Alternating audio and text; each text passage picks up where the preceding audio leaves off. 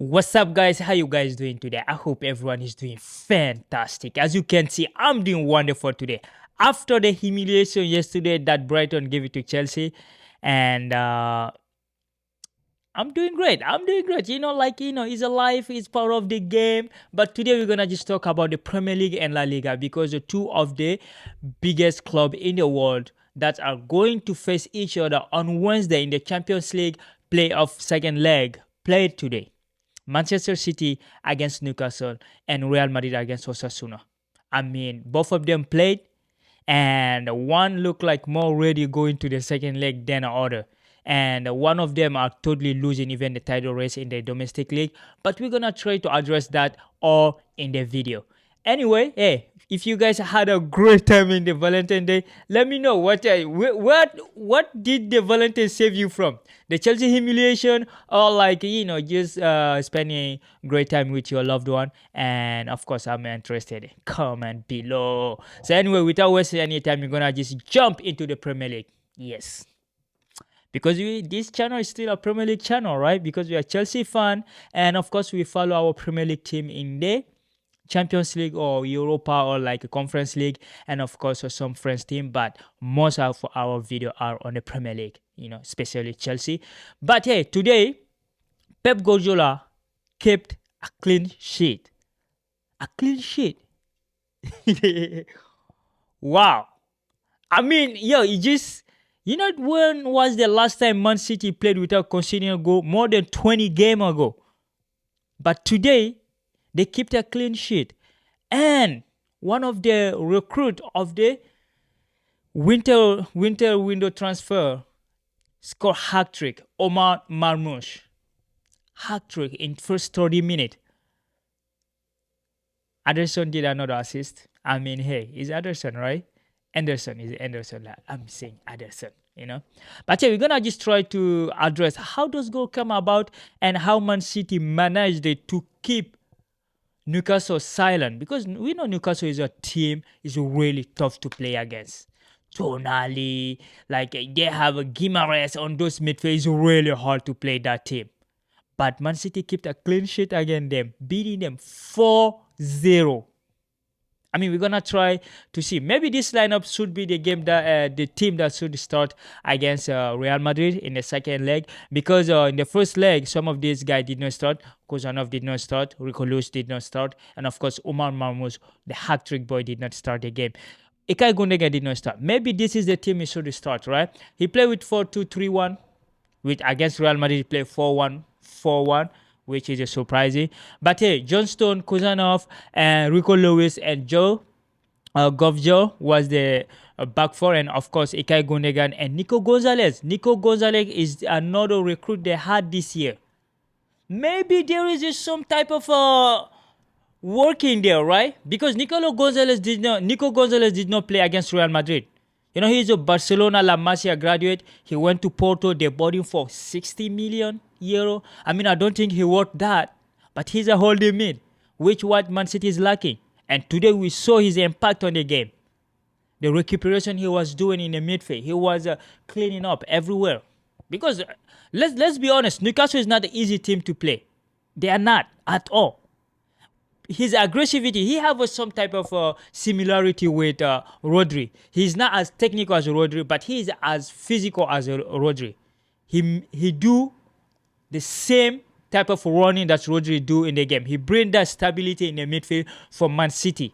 And we saw that today. He was there. Man City was controlling the game. They were controlling the game from minute 1 to the 90. Right? And Ilkay Gundogan did Ilkay Gundogan. If you have a good midfielder next to him, he can play the number 8 role. He's not a holding mid. He's a number 8. And he did great today. And of course, you have Omar Marmoush, the hat-trick boy. And of course, Phil Foden playing the number 10 role, and Savio. And of course, you had Erling Haaland leading the attack. I mean, Erling Haaland came out injured. I hope he's not as bad, let's hope he's gonna be there, because we want the competition start going now between Mbappe and Erling Haaland. We want to see that taking off. It have to start now. Mbappe is 26, Haaland is 23. Have to start now, right? Don't make us wait too much. So Like I said, the game overall, Man City really controlled the game. In the position, you can see they had more than 62%, because Newcastle had only 3 shots, only one on target. Man City kept Newcastle quiet the whole game. They keep the best striker in form quiet the whole game. Alexander Isaac didn't see anything today. He didn't see anything. Willock, he didn't see. Murphy, nothing. Anthony Gordon, Rico Lewis and Kuzanov did really good on Gordon, right? They played really good on him. And of course, Tonali and Guimaraes couldn't pick up passes. They couldn't, because like there wasn't space. All the space were tight. It was a strength to see Man City play like this, because they defended really well. The midfielder was well occupied. All the space were well occupied by the City player. And of course, De Bruyne did not play in this game. Phil Foden, we know in last year he became the best player in the Premier League because he was playing the number 10 role. Because KDB was injured the most of the season. And today he played the number 10 role. We saw what he bring in. Right? The first assist was from Ederson. What a pass. They all follow the Haaland, you know. That's what one of the role a number 9 can do, which we don't have at Chelsea. We don't have it, right? He pushed all Durban, you know, Dave Byrne, and of course Shard. They all follow Haaland, and of course Marmoush made the run. He made the run. When the ball come in, Byrne couldn't do anything, and of course he have to just chip it in. Right? That was the first goal. Beautiful goal. 19 minutes. And of course, on the 24th minute, another goal from Savino. Crushing the ball. Tick-tack, crushing the ball. He was there to finish it. 2-0. 33rd minute, 3-0. The first hat-trick. Wow, another Egyptian hat-trick without Mo Salah. All right? The AFCON gonna be fun because they're gonna have Salah in the left and Marmoush on right. It's gonna be fun. The AFCON gonna be fun. Morocco, Egypt, Algeria, Mali, of course. And of course, his first hat trick. I don't know if he ever had a hat trick before. But yeah, to seal the win was James McAtee, 84th minute. He scored a goal, beautiful. You know, like it was easy. Newcastle in the second half, they came out pushing. But Man City defender was there. They played really good today. Even the substitute, Mateo Kovacic came in on for Ilkay Gundogan was the right sub because they are both box-to-box midfielder. They are number 8, which was good. It didn't change much. And of course, Jeremy Doku came in the second half. Jeremy Doku came on for Marmoush, and of course you have McAtee coming on for Foden, all right? And Macha Nunes coming on in the second half. Nico O'Reilly, McAtee. So like the sub was good, right? Those kids having game time. It's good for Man City. And of course, in the same token, they took the 4th place from Chelsea, because the good news is like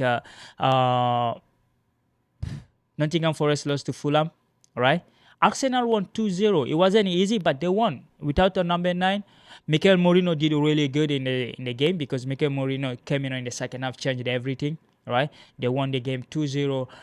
It was against Leicester, but you could see Arsenal is lacking something offensive. They don't have offensive.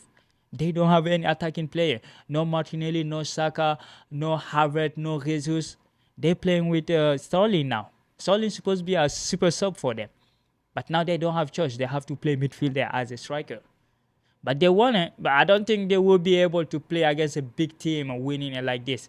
But they solidified their second position, right? They took the 3 point. And now, as you can see, Forest lost today, West Ham lost, and of course Palace are playing right now. Aston Villa tied to a 10-man Ipswich Town, which is good. We're playing Aston Villa next.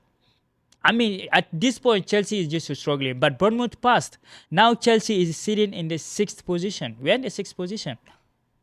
But if you win, I don't know, the other team gonna win their games, right? But we are not even in the Europa position anymore. So the league, Liverpool gonna be playing tomorrow, but they still have 16 points ahead of Man City, and they keep the same 7 points. Now is only 4 ahead of Arsenal, but we know they're playing tomorrow, and pretty much they're gonna win. Pretty much, we know that. But hey, we're gonna see that game there. So overall, you just see Man City really gave everything, like they were there just sending message to Real Madrid, right? Yeah, playing they won 4-0 without conceding any goal. That's a clear message to Real Madrid. Talking to the devil, Real Madrid was playing today against Osasuna. We're gonna just start on that.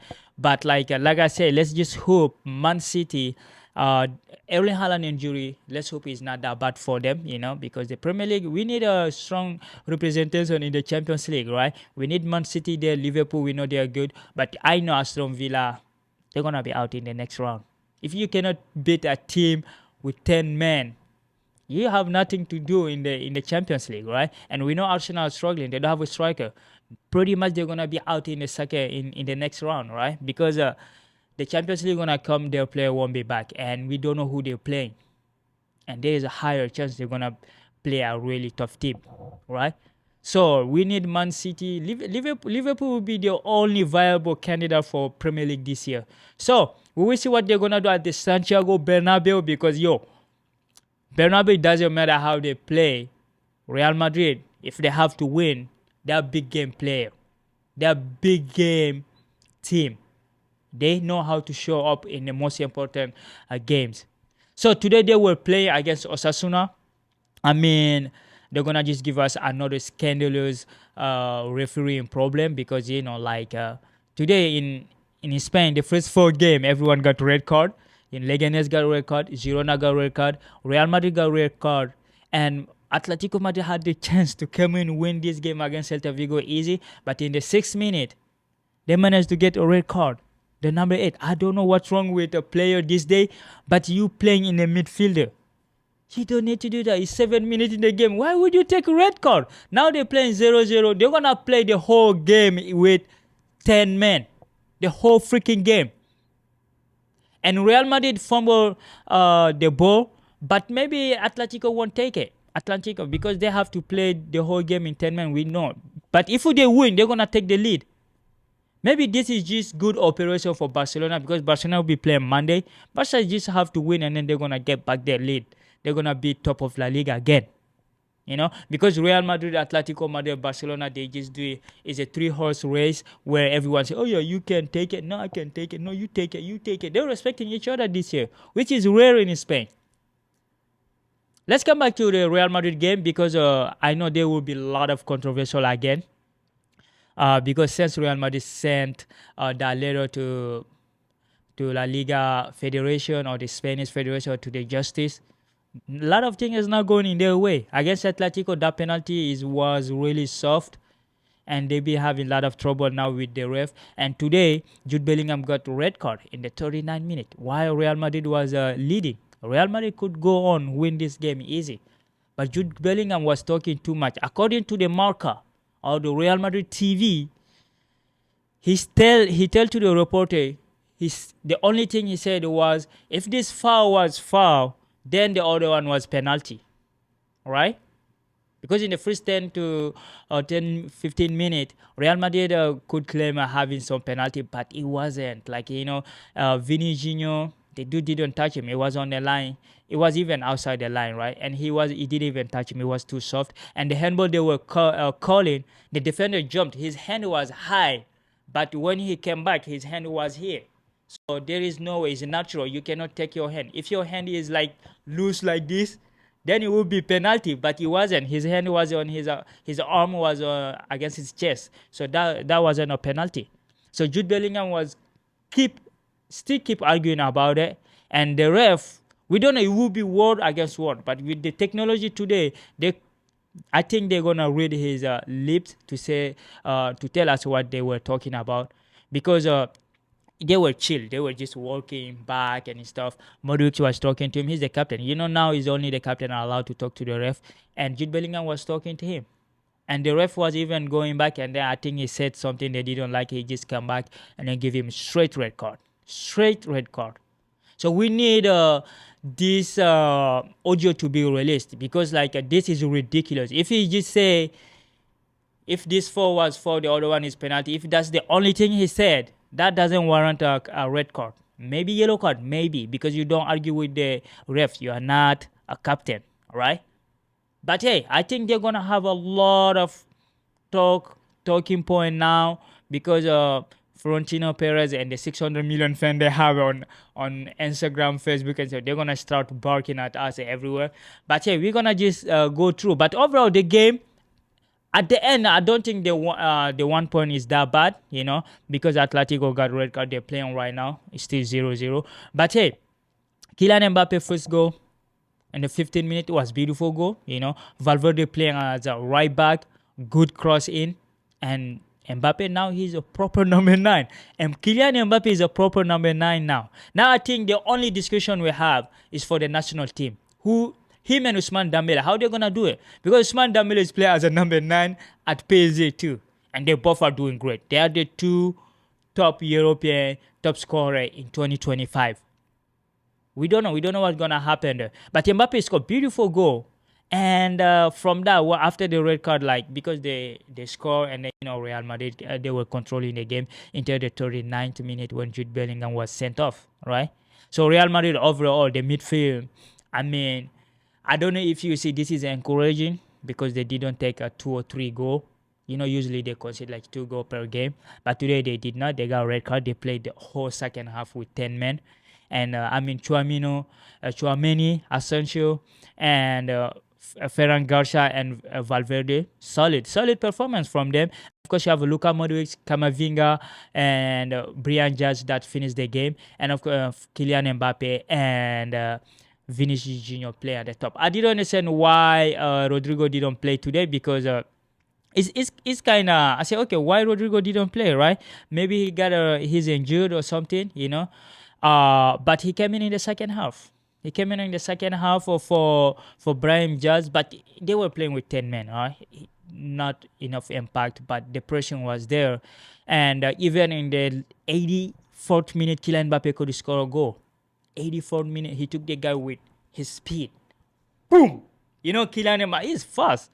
And he have a confidence right now. He earned all his I don't know. If the player are in confidence, they take anyone on. It doesn't matter who is in front of you. They just take you on. That's what he did to the defender. I mean, some people would say, "Oh, he could cross in," but nobody was there. Vinicius was too far. There was at least 3 defenders closing the pass, so he couldn't cross. He just tried to take the shot. We know Mbappe he can score from that. The angle was narrowly, very narrow for him, but yeah, it was a good save from the goalie. But overall, I think the only thing I retained from this game is just Real Madrid was resilient enough to not lose this game, because at the end of the day today, maybe this point is not that bad at all, because if Atletico lose the game or tied, Real Madrid will still lead in it. The only thing is just Barcelona will take the lead if they win. But the way all these big teams are dropping points, you never know. Maybe Barcelona gonna drop point too, right? So overall, I think a good performance. Vinicius was nowhere to be found. I mean, he was trying to draw a lot of foul. I mean, they fooled him a lot, right? And I think Real Madrid, when they got the red card, they were trying to give the other team another red card, right? Like Osasuna. I mean, Budimir penalty was... There's a discussion on that. When the action start or end. Because he struck the ball. He strike the ball, right? Budimir strike the ball. He missed it. The goal, I know Camavinga really tackled him. He took his feet, but the ball was already gone. I mean, they came back to the action. They give them the penalty, which is the discussion will be open, because even before I started to turn in this video, Atletico had similar one. Celta Vigo goalie cleared the ball, but he tackled the striker. But that wasn't a penalty. And against Real Madrid, they give the penalty. So, I mean, they need to standardize all those refereeing, because some of these scores are too similar, but the outcome are too different, But hey, it's Real Madrid. They like to victimize themselves, and now they are the victim. And for now, even if they are right, a lot of people will say, "Oh, it's just Real Madrid." They're gonna just blame the ref on everything, But Jude Bellingham, I think he needs to stop talking, because this is not his first time. In many games, you just hear him saying, "Oh yeah," calling people names. It happened in football. In football, people be calling each other name, to provoke each other, but not against the ref. You cannot argue with the ref. The ref is the boss on the field. You cannot argue with them, all right? You're not in the 80 when like people will be fighting and then they'll be arguing with the ref. In 2025 now, a lot of rule has changed. But overall, we cannot wait to see the Champions League second leg at the Bernabeu against Man City. Man City keeping a clean sheet for the first time in 20 games, and then going to the Santiago Bernabeu. If they start with this lineup, I think Omar Marmoush gonna start at the start as a lone striker, because I think Haaland will be out. I think it's gonna be like maybe a positive thing for Man City, because he move. That dude move. Marmoush move a lot. He won't be like a static like Haaland. It's gonna be interesting to watch on Wednesday. I think it's a Wednesday or Tuesday, but you're gonna be there anyway to see what's gonna happen, right? So, guys, this is what I have for you today. Let me know about the refereeing in Spain. What do you think? What do you think? That red card, did he deserve to get the red card just by talking to the ref? You know, and do you think Barcelona gonna capitalize on this? Because or like if you're now watching already the Atletico game, you think they're gonna formulate too? So let me know below. Man City, Real Madrid, we're gonna be there in the Champions League. It's the biggest game in the playoff tournament. But hey, as a football fan, we are neutral. We like to see entertainment. So you guys stay safe, stay connected. Peace.